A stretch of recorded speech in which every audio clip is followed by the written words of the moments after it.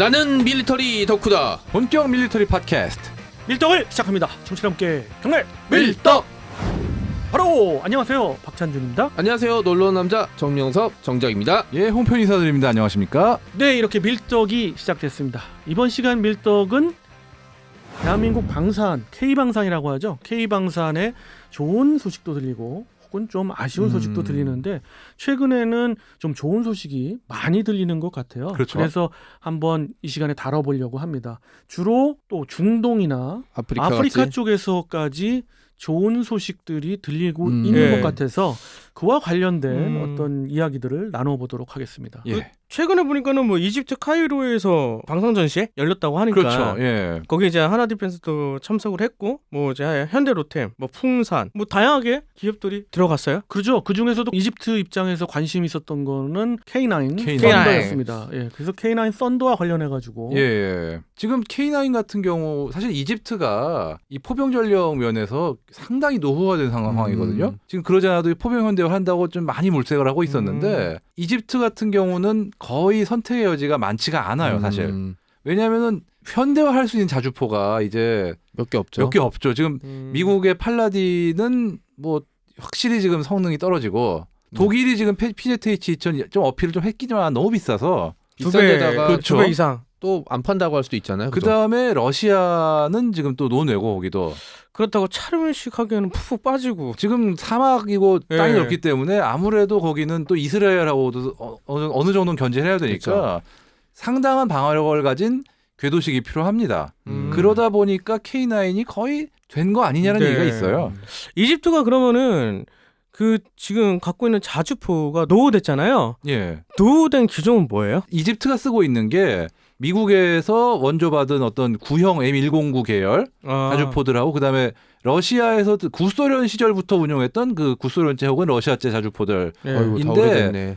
지금 어느 것 하나 30년 정도가 거의 뒤처진 기술 수준이에요, 지금. 뭐 그 안에서 겁나 돌리겠네. 그렇죠. 그러니까 잘해야 80년대 수준의 포병으로 아직까지 버티고 있는 건데 아이고. 지금 근데 이 지상 무기의 그 공통적인 특징이 아무리 오래돼도 사실 운용하는 데 있어서 뭐 노후는 될지언정 그렇게 뻑뻑거리고 그러는 건 아닌데 문제는 현대전이죠. 그렇죠. 현대전에서 활약하기에는 너무도 성능이 미달되는 거니까 답답하기 때문에 예. 이제 이집트도 교체를 하려고 그 하는 거죠. 노후화된 기종에는 그러면은 뭐 GPS라든지 뭐 위성을 이용하던가 에어컨도 없을 것 같아. 에어컨 그런 건 없는 거죠? 없죠. 기본적으로는 딱 진짜 K9이 들어가기 전에 우리나라 포병을 생각하시면은 근데 그거보다 약간 떨어질 수도 있어요, 사실. 그렇기 때문에 많이 갑갑할 거예요, 이집트 포병들은. 이집트 지상군의 규모가 어마어마하죠. 상당한 수준이긴 그죠? 합니다. 하는데 말씀대로 홍 필장님 말씀대로 그렇게 좀 노후화된 게 많기 때문에 교체를 해야 되는데 네. 또 대량 교체를 해야 돼요. 그렇기 때문에 가격 면에서 또 유리한 것들을 좀 고르다 보니까 그렇죠. K9 썬더가 네. 생각나는 거죠. 이집트가 견제를 하는 나라들이 있을 거 아니에요? 그 지형과 견제하는 나라들의 특성이 어떠나요? 뭐 딱 이스라엘이 있어요. 제일 견제할 나라죠. 예.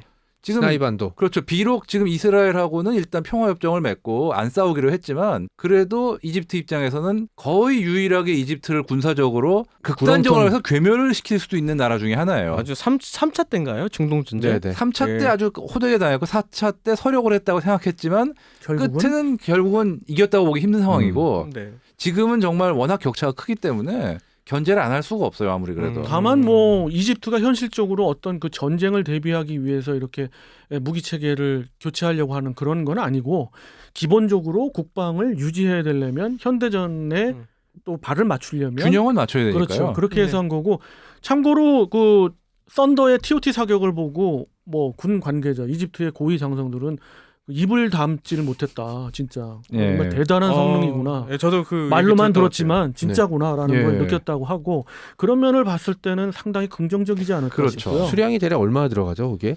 지금 아직 확실히 안 되는데 제 생각은요. 애초 이제 1차분 뭐 이렇게 하면은 100대 안쪽일 거예요. 네. 1차분은 그렇죠. 안쪽. 아마 이집트도 자국 내에서 최소한 조립 생산 정도 하려고 하지 않을까. 그렇죠. 그렇게 생각합니다.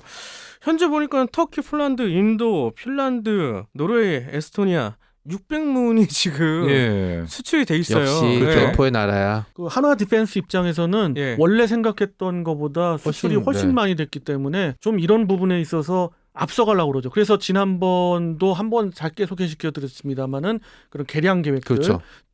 A2나 A3 외에 영국에 개량 제안했던, 계획까지도 네. 계속 앞당기고 있는 거죠. 예, 다른 나라 다른 경쟁 제품에 뒤지지 않으려고. 그렇죠. 그리고 지금 생각해보니까 재미있는 게 이집트는 중동으로 분류할 수도 있지만 또 아프리카예요. 그렇죠. 그렇죠. 어떻게 보면은 진짜 거기에서 어떤 대박이 터진다는 거는 중동 시장하고 아프리카 시장 둘 다 어떤 교두보를 마련할 수 있는 지금까지 특히나 아프리카 같은 경우는 지금까지 좀 로테크 중심으로 수출이 많이 네. 됐잖아요. 그걸 이제 서서히 하이테크로 바꿀 수 있는 계기가 될 수도 있는 거죠. 다만 뭐 아프리카를 따지자면 북아프리카가 예전부터 기갑력을 강조했고 기갑력이 부딪힐 만한 전장이고 그래서 그렇지 나머지 이제 그 중부와 남부의 아프리카는 네. 밀림과 그런 건 아니고 이제 홍 편장님 말씀하신 거는 북아프리카죠. 그죠. 그렇죠. 아무래도 모로코 뭐 이런. 모로코. 그리고 또 하나 수출 가능성이 타진되고 있는 게 흑표 전차입니다. 이집트가 흑표를 굉장히 생각하고 있어요. 속표. 사실 그렇게 된 이유가 말씀하시겠지만 에이브럼스 전차의 어떤 실망, 네. 워낙 다운그레이드해서 줬기 때문에 그 어느 정도로 다운그레이드 해서 줬어요? 뭐 고장도 좀 나는 편인데다가 뭐 내비 떼고 깜빡이 떼고 다 뗐나? 그렇죠. 예. 네. 아니 뭐 아, 그런 그- 정도는 아니지만은 아무튼 예. 다운그레이드가 많이 돼가지고 예. 그리고 다운그레이드도 다운그레이드고 이게 오래됐어요 결국은. 또 지금 뭐 30년 거의 돼가니까 이제는 이게 이집트 국내에서 면허 생산을 했는데 그것도 90년대 얘기고 이제 슬슬 대체 차량이나 보충 차량을 생각해야 될 때거든요 지금. 미군 같은 경우 에이브럼스의 개량만 해도 한 제가 기억하기로는 7, 8차까지 그렇죠. 네. 많이 갔죠. 여기는 뭐 도입했을 때 그대로니까. 그죠. 그렇다고 또 미국 하는 식으로 A2C 뭐 이렇게 들어오면은 너무 돈이 들기 때문에 그죠. 네. 차라리 이참에 그렇죠. 새로 도입하는 게 낫죠. 그러면은 K9과 흑표가 분명 이점이 있어서 지금 관심을 꽤 받고 있잖아요. 예. 그럼 다른 경쟁사들은 좀 어떠한 게 좀 불리한 것 같아요? 러시아 같은 경우는 네. 지금 이미 이집트가 전차포를 125mm 대신 120mm로 표준화한 상태이기 때문에 네. 아예 게임 벌써 거기서부터 일단 좀 불리해요. 아, 그리고 독일 같은 경우는 아무리 그래도 레오파르트 2 A7이 대량으로 도입될 경우는 흑표보다 비쌀 수밖에 없고 그쵸. 영국은 이미 전체 생산 기반이 상실됐고 그쵸. 그다음에 프랑스 르클레르가 어떻게 보면은 경쟁자지만 그것도 흑표에 비하면 좀 조건이라든지 가격이라든지 좀 까다로울 네. 수가 있고요. 그다음에 이 유럽 국가들의 AS도 사실 러시아 못지않게 상태가 나쁠 때가 많기 그쵸. 때문에 근데 우리나라는 사실 판매했을 때 AS의 문제나 사후 이런 조치에 문제가 있다는 얘기는 아직까지 들린 적은 없었어요. 그렇죠. 네, 왜냐하면 이제 새로 이제 문을 열고 이제 물건 한참 세일 짜고 있기 때문에 AS 기간도 충분히 잡고 예. 그다음에 필요하면은 그냥 뭐 기술자들 먼저 가서 파견을 해주기 때문에 그런 네. 문제에 대해서 이제 호평을 받고 있죠. 네. 그리고 전통적으로 이집트가 과거 했던 것처럼 미국의 M1A2 계열을 면허 생산하는 방법도 있지만 네네. 미국도 이제 새로 만들지는 않아요. 있는 거를 업그레이드하는 거지. 그런 상황이기 때문에 이집트가 요구하는 신규 컴포넌트를 생산해서 대주는 게 이집트가 원하는 스케줄 안에 되겠냐부터 시작해서 가격의 문제도 있고요. 그럼 지금 현재 들어가는 게 K9 썬더잖아요. 그렇죠. 그러니까 K9 A1이잖아요. 만약에 우리가 A2를 개발하고 A3를 개발하면 이게 계속 연결이 돼서 축차적으로 들어간다고 볼 수 있나요? 그럴 수도 있고요. 아까 그래서 그 1차분 100대를 얘기한 거가 이제 그런데 축차적으로 더 들어올 수도 있겠죠. 아니면 그 A1을 A2로 개량할 수가 그렇죠. 있는 거거든요. 네네. 우리도 이제 그렇게 우리 군도 그렇게 하니까. 그래서 그런 패키지를 제안을 하겠죠. 그럼 그 제안을 뭐 얼마에 업그레이드 하겠다 그러면 우리로서는 정말 좀 어떻게 보면 더 이득인 거죠. 그렇죠. 예. 그리고 만약 K9 들어가게 되면 K10도 가지고 갈 거고. 그렇죠. 그렇죠. 그리고 K2 가져가게 되면 K21도 좀 K11은 조금 어려울 것 같아요. 그건. 그런 면이 있습니다. 지금 방금 말씀 주셨던 그것이 조금 더 좀 이야기를 더 해가면 이런 북아프리카에서도 이런 게 바람이 불지만 결국 사우디아라비아도 우리나라의 그 기가 플랫폼에 대해서 굉장히 관심 갖잖아요. 여러 분야에서. 네. 이것들이 모두 다 그동안에는 사우디 같은 경우는 이제 미군 미제만 썼죠. 그렇죠. 미군 미제를 많이 썼는데 친하잖아요. 근데 친한데 이제 그것이 이제 아닌 개벼 이런 거죠. 네. 좀 옛날 같지가 않아요. 네. 확실히 미국하고 중동 국가들의 관계가. 그렇기 때문에 중동 국가들도 K 방산에 대해서 상당한 관심을 갖고 아랍에미레이트를 위시해서 많은 나라들 맞아요. 또 뭐 유도 무기 체계까지도 관심을 많이 갖고 있죠. 확실히 천공 수출 이야기할 때도 그렇지만 중동 국가 같은 경우는 유럽이나 서방이라는 게 있잖아요. 확실히 서방권이라는 게 네. 있는데 한국은 서방권 이런 건 아니잖아요. 네네. 그 영역 안에 안 들어가다 보니까 조금 수월하지 않나. 그러니까 이제 예. 좀 저는 기분 나쁜 게 독일이 대표적인데 물건을 팔 거면 팔고 안 팔 거면 안 팔면 되는데 야 물건 주는데 야 니들 이거 하지 말고 저거 하지 말고 막 야 수출리면은 무기 부품 수출 안 해. 뭐 이런 식으로 계속 통제를 하려고 드는 게 계속 보이거든요. 미국도 마찬가지고. 그건 이제 전체적인 패권 국가가 가지고 있는 특징인데 우리나라는 아직 어떻게 보면 중동이나 아프리카에 그런 정치적인 영향을 끼칠 가능성이 없기 때문에 그냥 부품이라든지 이런 수급에 대해서는 그 나라가 생각하기에는 태클이 걸릴 것 같지 않다고 생각하는 것 같아요. 재미있는 게 어떻게 보면 우리나라의 포지션이 냉전 때 프랑스 같은 그죠?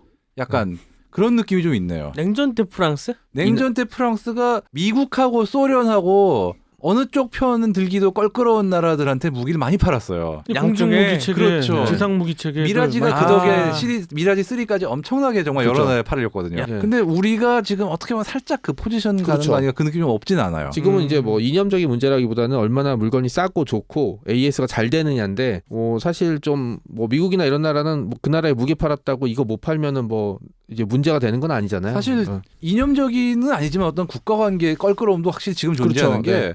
러시아제 무기 사기도 뭐하고 그렇다고 중국제 사기도 뭐하고 그렇다고 미제 사기도 뭐하고 그러니까 줄타기를 해야겠다는 나라들이 분명히 존재하거든요. 지금 중동 국가는 아주 가난한 나라는 아니니까 그렇죠. 당연히 가난한 나라도 아니고 돈 많죠. 예, 그래서 이제 현찰이 있는 나라기 때문에 땅 파면 돈이 나오는 예, 정말. 살려고 하는데 생각해 보니까 말씀대로 유럽은 잃어버린 10년이라고 그러죠. 유럽의 방산 시장은 왜냐하면 그들 자체로도 그 국방에 대해서 신경을 좀 덜 쓰다 보니까 방산 시장이 줄고 또 이합 집산을 통해서 많은 회사들이 이제 합병을 하고 뭐 영국은 정말 완전히 그렇죠. 탱크도 못 만들고 예, 장갑차도 예, 예. 못 만드는 나라가 돼버렸으니까요. 그리고 러시아 입장에서는 싼 값에 사들어올 수는 있지만 러시아의 푸틴 대통령까지 얘기하듯 아주 유지보수가 개판인 거고 그렇기도 하고 또 이제 러시아 같은 경우도 미국 눈치를 안 볼 수가 없는 상황이 그렇습니다. 있거든요. 말씀대로 저도 그렇게 동의하는 게 약간 대한민국 방산이 예전 냉전 시절의 프랑스가처럼 예. 그런 위치를 차지하고 점점 더 굳건해지는 것 같아요. 이거는 기본적인 기술이 깔려 있고 그렇죠. 이 전제하에 예. 아니 이런 기사를 봤어요. 이거는 좀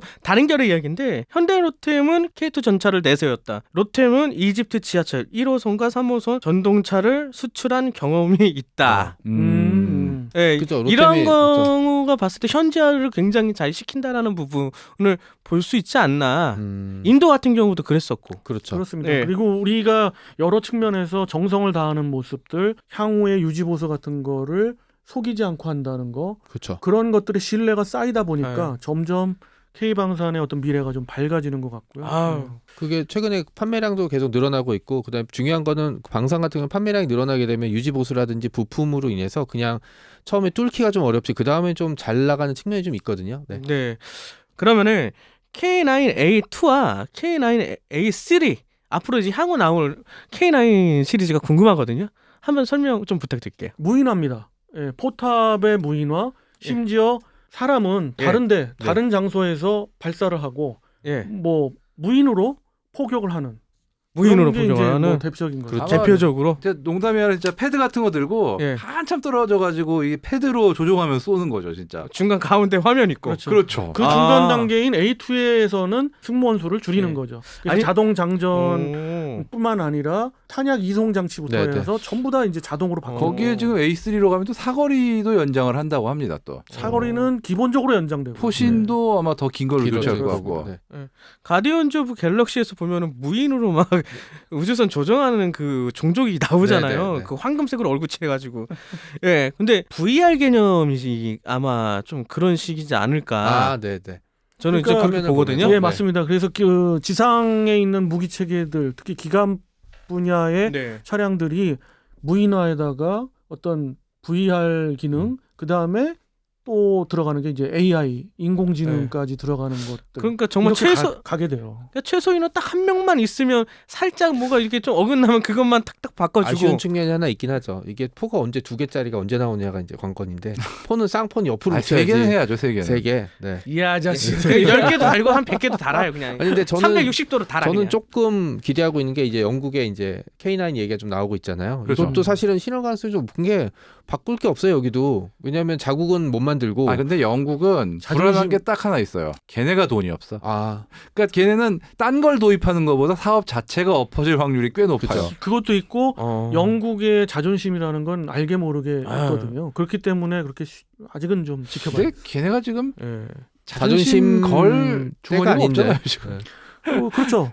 근데 또 지상 무기 체계를 자기들이 투자할 이유도 사실은 왜냐면 지금 많지 않아요. 수량이 한 그죠? 100문 정도 나오는데 그걸 가지고 자기네들이 뭔가 뚱땅뚱땅 만드는 거는 아니 이미 애매하죠. 뚱땅뚱 만들 기반이 사라졌기 때문에. 그리고 걔들 항상 만들면 뭔가 좀 이상한 걸 만들었어요. 아, 지상 그렇죠. 무기 체계는. 흉악하죠, 조금. 네. 네. 그런 문제가 좀 있어서 그래요, 그럼. 저는 이제 왜냐하면 또 아프리카나 중동도 중요한데 또 유럽을 뚫는 것도 사실은 좀 중요한 문제거든요. 하긴 노르웨이도 일단 어. 뭐 그렇고 예, 에스토니아도 그렇고 그럼- K9이 들어갔으니까. 그러면 이제 포르투갈, 뭐 스페인, 프랑스랑 사이 나빠지길 바라야죠. 뭐. 해안선에 있는 국가들이라. 그렇죠. 다만 여기서 좀 청취자분들이 오해하실 수도 있는 부분을 좀 짚어보면 우리가 이제 K방산을 얘기하면서 뭐 많이 팔고 또는 이익을 남기고 뭐 이런 쪽에 업체 입장에서 얘기하는 거는 아니고요. 그만큼 K방산이 세계적인 어떤 수출 시장에서 두각을 나타낸다는 것은 그만큼 우리의 방산 기술이 굉장히 가이치가 그렇죠. 높아지고 있다. 네, 네. 그걸 예. 소개시켜 드리려고 그러는 네, 거거든요. 맞습니다. 예.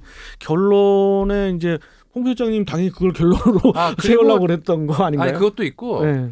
K방산이 잘 되면은 어. 우리 군한테도 이익이에요. 그렇죠. 결국은 네. 같은 무기를 더 싸게 더 좋은 무기를 들여올 수 있으니까요. 그렇습니다. 업그레이드도 계속해서 할 수 네. 있는 거고요. 이제는 추적자에서 선도에 그렇죠. 나가는 그런 나라가 돼 가고 있는 것 같아서 기분이 매우 좋고요. 네. 앞으로 밀떡에서 적극적으로 응원하겠습니다. 네. 여러분들도 같이 동참해 주실 것을 믿습니다. 자, 이렇게 해서 이번 K방산에 대해서 말씀을 좀 드려봤습니다. 다음 시간에도 소주제로 네. 이러한 것들은 계속 이어질 거고요. 우리가 그때마다 홍 편집장님 그리고 정 작가님과 함께 이야기 나누도록 하겠습니다. 청취자 여러분들은 댓글로 남겨주시면 저희들이 열심히 소개해드리도록 하겠습니다. 자, 이것으로 이번 시간 마무리 짓는 걸로 하겠습니다. 청취자 여러분께 경례 밀떡!